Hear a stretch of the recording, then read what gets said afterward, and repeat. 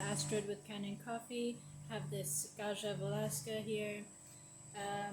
It had a broken display screen, so I replaced it with a new one. Here's the old one, and I'll just show the screen working, and I'll brew a shot for you.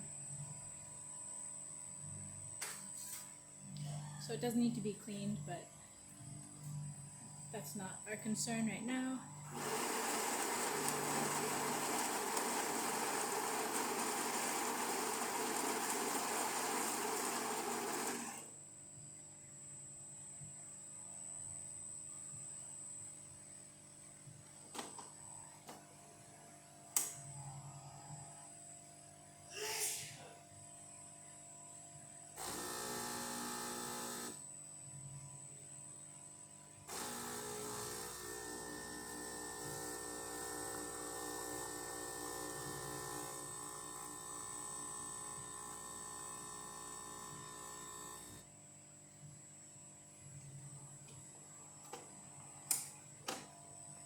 So as you can see, it brews a great shot.